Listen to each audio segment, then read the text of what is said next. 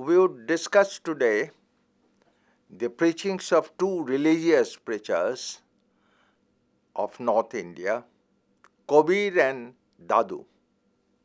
Both of them have been taken as the followers of the Bhakti movement, but it appears that there are certain differences between them which we would see.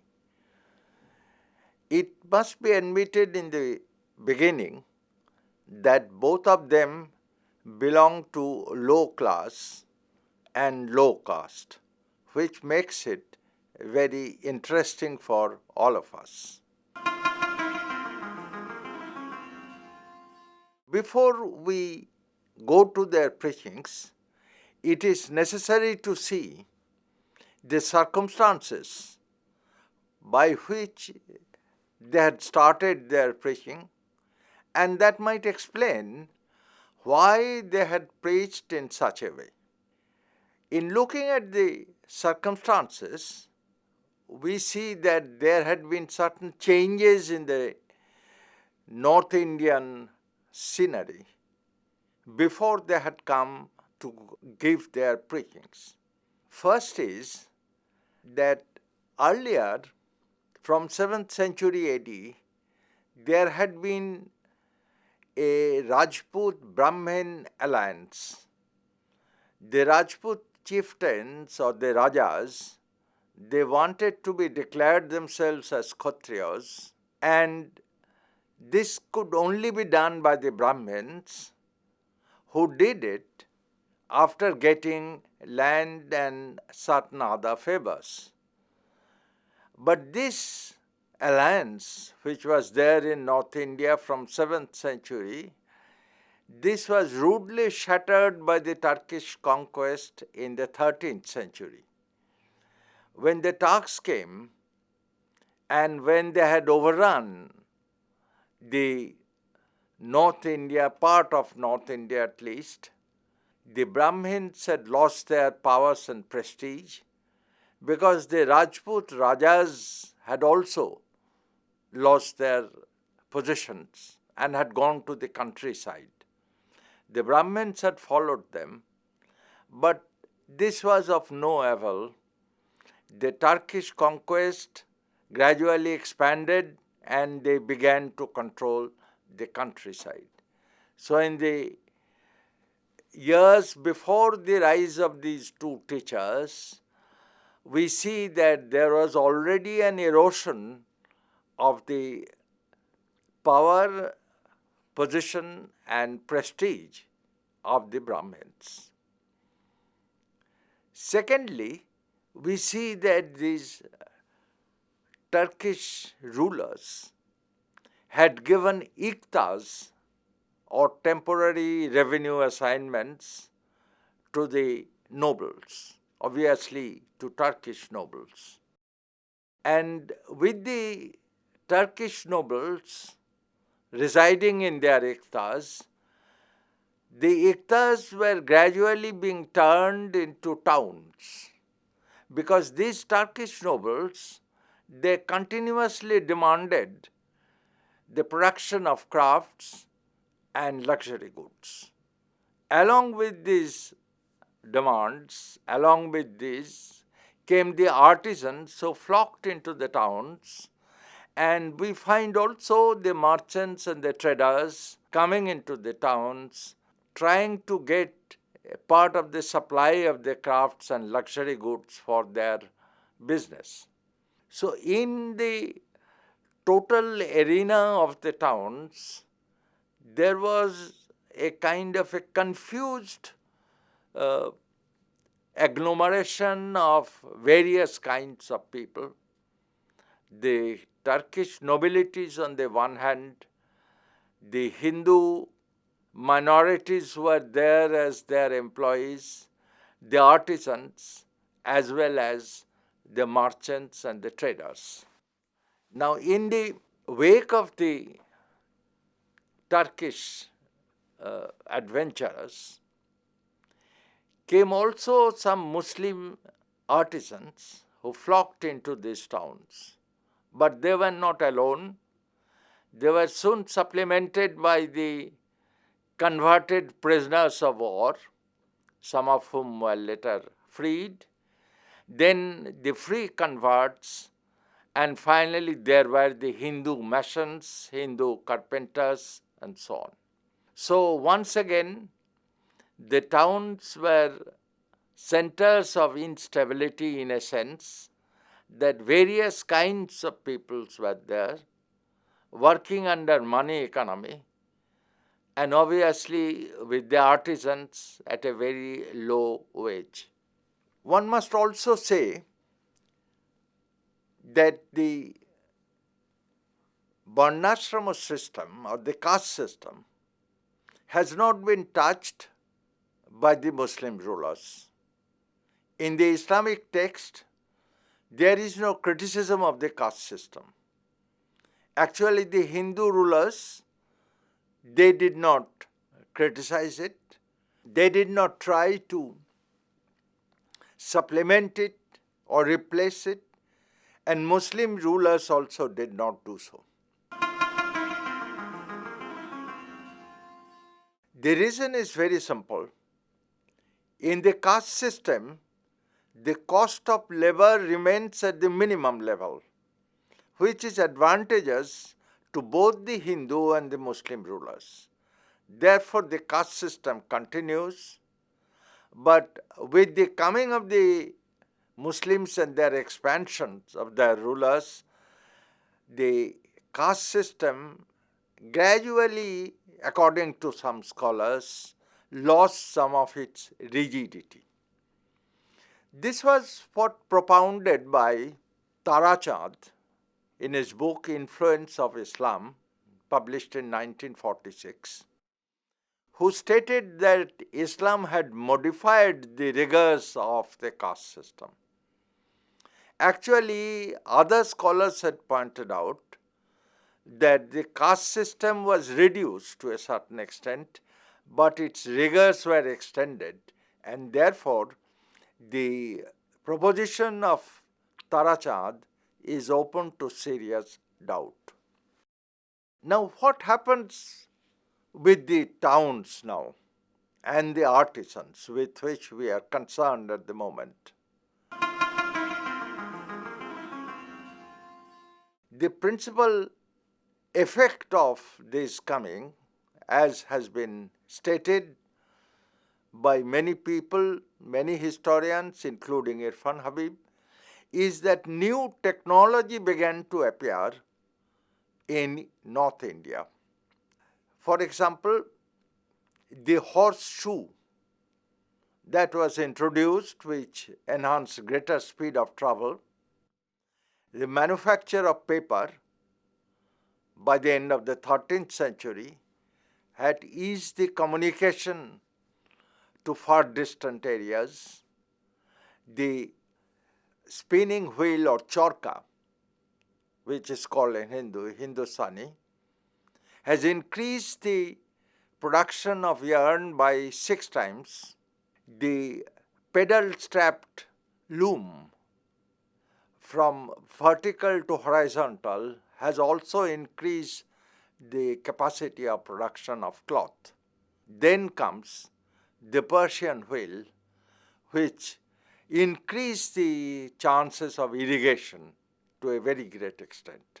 Now, the problem of these innovations for the Hindu caste people, caste artisans, was that they are not allowed to change their professions. There is no horizontal mobility, neither there is any vertical mobility. So therefore, these were left open to the Muslims, both the immigrants and the converted Muslims. And we find that in the towns, the low class and low caste artisans, they were gradually being pushed out most of the time, or were taken in with very low wages. This is one of the reasons of the background of the rise of some of the religious preachers. In the case of the religious preachers, as I have referred earlier, these were called the followers of the Bhakti movement. Now, Bhakti movement, as we all know, emphasized on one God. That is a kind of monotheism. And these people, these religious preachers, were therefore called by the historians as popular monotheists, believing only in one God. But even in their preachings, as we would see, there are certain very subtle differences between them, which would be evident in the preachings when we would see between Kabir and Dadu.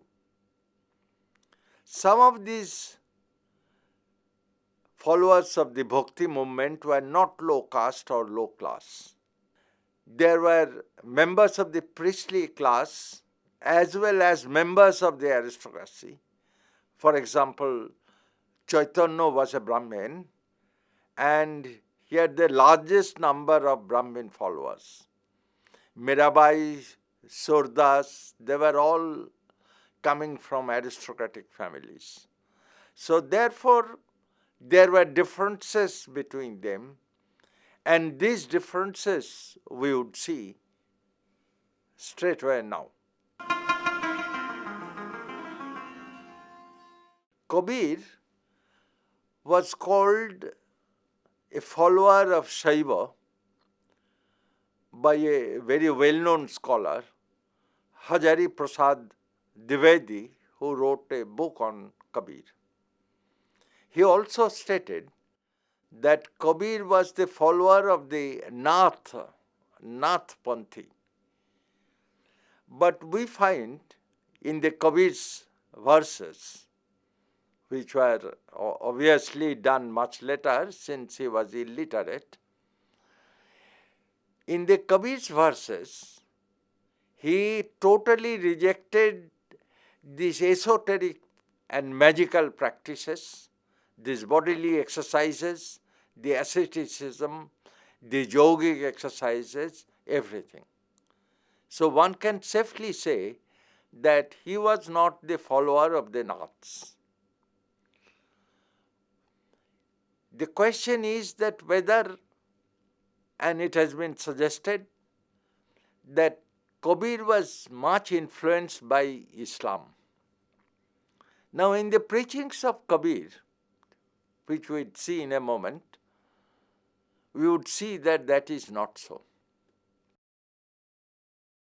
There are uncertainties over the date of birth of Kabir or even the year of birth of Kabir, the place of his birth and the year of his death. Even the early life is too obscure. As I have said, he was illiterate, but he was a married man.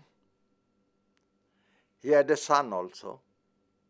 And his family followed more or less the Islamic practices respecting the sheikhs and so on. So in this atmosphere, Kabir went to Benares, met some teachers, and then formulated his understanding of life, which he emphasized in one verse very clearly, that there is the unity of God. There is only one God. All other differences are artificial, created deliberately by people, and these are useless. These are not necessary for salvation. As a matter of fact, went further to say that the practice of idol worship, going to the temple, having a bath in the holy water, going to Mecca, to Kaaba, to the mosques, all these are useless. The man's understanding is in his own mind, and this he can develop by himself without the religious leaders. As a matter of fact, that he was much against the religious leaders because he postulated that the religious leaders, they were parading their book learning without understanding of God, and they are misleading the people by false images which are not necessary. He was equally against the rich and the wealthy because they serve nothing. As a matter of fact, he asked the saints not to go to the royal court at all. In this context, one might say that he was influenced by Islam on the one hand and by the Sufic doctrines on the other. Now, about his influence of Islam on him, we can say that he has already rejected all the rituals of Islam. He rejected going to Mecca, rejected going to the mosques as well as all other rituals. So therefore he was not in any way influenced by Islam. As for the influence of the Sufis on him, there are certain controversies. One view is that the basic doctrine of the Sufis was not accepted by Kabir. What was the basic doctrine of the Sufis? The basic doctrine of Sufis, as brought from West Asia by 13th century, was that the obedience to God and God's love to man. This love to God and obedience, this was also evident in the Sufic theory of Pir and Murid, that is between the mentor and the disciple. But to Kabir, obedience to God is not mentioned. What is there is the surrender to God. Now, about the Sufic other doctrine, which is perhaps there also in the Quran, that there is a divine judgment. God is the divine judge who judges man at the end and gives rewards or punishments. It is stated that Kabir has accepted this portion. It is true that in some verses of Kabir, the divine judgment is there. One may quote to say from the verse of Kabir, who said that my Lord is a Shah. Shah is a money lender, and he lends money equally to anyone and checks the account at the end. But there is no duality. There is no other kind of action. Therefore, Kabir rejects the theory of the reward and punishment, although the divine judgment is there. Perhaps the only Sufic notion which is there in Kabir is the self-effacement, that is the surrender of the self to God. This we find in some of the verses of Kabir, and one might say that he was influenced to that extent.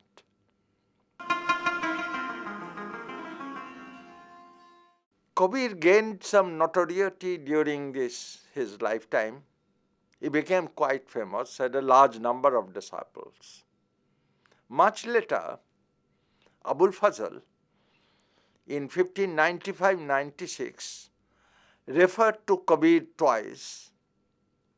In the first, he said that Kabir was born during the time of Sikandar Lodi, Actually, he said that he was living at the time of Sikandar Lodi, which is 1489 to 1517. Then Abul Fazl said that his thoughts and actions are so good that they bring truth straight away. And he made no partiality between Hindus and the Muslims. As a matter of fact, Abul Fazl said that when Kabir died, the Brahmins came to cremate him, while the Muslims came to bury him. Another writer, Hindu writer this time, Navajit, in his Bhakti Mal written in 1600 AD, puts Kabir among the followers of the Bhakti movement. He said that Kabir did not encourage caste rules. He even did not accept the 6 schools of Brahmins, but large number of Hindus and Muslims flocked around him. So therefore, in the verses of Kabir, we find a very radical criticism of the hierarchical structure of the medieval society. He questioned again and again that why there should be inequality. He was totally against the rules of inequality. And he always emphasized that God is one. There is no difference between Hindus and the Muslims. When we come to Dadu, we see that his dates are more or less known. May not be his place of birth. He was born in 1544 and died at the age of 59 years in 1603. On the place of his birth, there is a controversy. One view is that he was born at Ahmedabad. The other view was that he was born at the Uttar Pradesh. Now, like Kabir, Dadu was also illiterate, was a married man, was a householder. And he preached in a very simple Hindi language. We know some of his names of some of his followers. One was Rajab, the other was Janagopal, and both of them stated that Emperor Akbar met Dadu near Fatehpur Sikri and discussed with him for 40 days.